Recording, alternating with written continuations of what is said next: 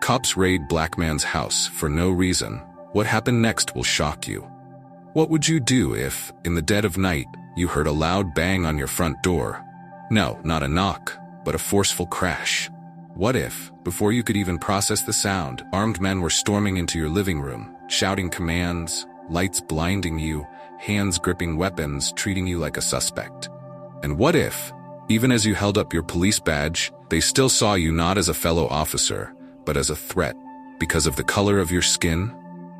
Captain Marcus Reed was a decorated officer, a man who had risen through the ranks to earn his place in the force. Respected, trusted, and regarded as a model for his community, he had worn the uniform proudly for nearly 20 years. But that night, as he stood in his own home, unarmed, his badge in hand, his title as captain meant nothing to the officers breaking down his door. Why didn't they recognize him? And why had they come barging into his home at all? Is it possible to be both an officer and a victim? Can someone who serves the law be reduced to nothing more than a suspect in an instant? Marcus had spent years bridging the gap between his community and the badge, yet in that moment, everything he stood for was torn apart by a system he believed in. How could this happen? And how many others have experienced the same nightmare? Could this have been prevented? What had gone wrong? Marcus's mind was reeling as he stood there, the cold metal of his badge pressed against his palm as he held it out to the officers, who barely seemed to notice. He tried to shout over their commands, his voice a desperate plea in his own home, but it was as if they didn't hear him. Would they even believe him if they did? Or was he just another face to them, another suspect to subdue? What does it feel like to be dehumanized by your own peers, to realize that the uniform you wear, the sacrifices you've made, mean nothing in a single moment of misidentification? Marcus's pulse raced as he watched the officers scan his living room, their eyes flicking from the family photos on the wall to the stack of awards on the mantle, somehow oblivious to the life he had built. Would they care, even if they understood? And what about his family? Did they know that his wife and children were hiding upstairs, terrified? Could they sense his fear? Marcus was usually calm, composed, qualities that had made him a strong leader in the field. But here he was, in his own living room, surrounded by men he knew, yet they acted as if he were invisible. His attempts to reason with them were drowned by orders, accusations, suspicion. Why were they here? Did someone report him? And if so, who would target him like this, and why? Would things have been different if Marcus were a different color? As the raid continued, he couldn't help but wonder if this was about more than just mistaken identity. Why was he, a man who knew the law, now at the mercy of it? Could it be that, in some unspoken way, these officers had their own biases that led them to storm into his house without thinking twice?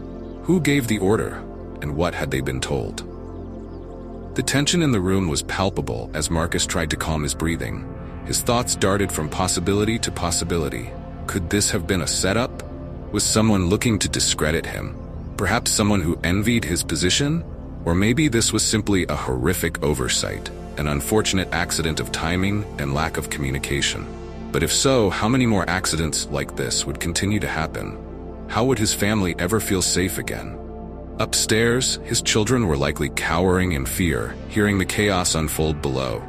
His wife, would she still believe in the profession he'd given his life to? Was the trust he'd spent years building with his community, and even with his family, shattering in this single act? How much damage was being done in this moment, and could it ever truly be repaired? And then, a voice broke through the chaos. One of the younger officers hesitated, looking Marcus in the eye. Could it be that he recognized him? Was there finally a crack in the wall of suspicion surrounding him? The officer's hand faltered on his weapon, confusion flashing across his face. "Captain Reed?" he asked, voice low and uncertain. In that moment, everything stilled. Could it be that the spell was breaking, that they were finally seeing him for who he was? Marcus seized the opportunity, repeating his rank and name, his voice steady but tinged with anger. "Yes, I am Captain Marcus Reed. Now, would someone care to explain why you're raiding my home?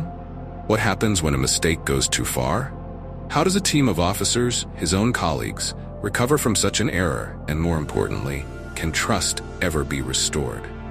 The officer who'd recognized him looked away as if ashamed, and another began to lower his gun. But others hesitated, their suspicions still lingering, their eyes darting between Marcus and each other, waiting for some kind of signal to stand down. Could it be that they still didn't believe him? Would anyone apologize? Marcus held his badge in front of him, his anger bubbling to the surface now. How had they even gotten a warrant for this?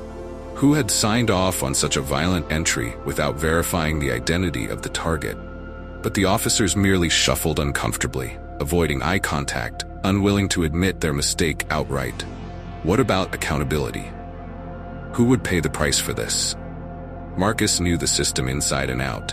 He knew that all too often, incidents like this were buried, swept under the rug, excuses made, but he wasn't going to let that happen. Not this time. How could he face his community, his family, if he let them walk away without consequence? Would justice be served? As the last officer turned to leave, their heads hanging low, Marcus called out, "This isn't over," he said, his voice a quiet promise that held the weight of his years on the force. He wasn't just speaking for himself, but for every person who'd ever been judged, rated, or harassed without cause. Would this moment lead to change, or would it be another story lost in the void? Could it be that even after years of service, of sacrifice, Marcus was still only seen as an outsider in the eyes of his own team? What does it take to dismantle such deeply embedded biases? Marcus knew that his fight was just beginning, that he couldn't let this night become another painful memory. But how many others had similar stories and no platform, no badge to shield them, no voice to make others listen? As Marcus sat alone in his ransacked living room, the weight of the night pressing on his shoulders, he wondered, would he ever feel safe in his own home again? And if he, a captain, could fall victim to such treatment, then what hope was there for those who had no uniform, no title, nothing but their voice? If you've watched this far, comment which country you're watching from and leave a 100 in the comment section because you are type of person that likes to finish what they started. Remember to like, share, and subscribe to get notified whenever we drop new videos.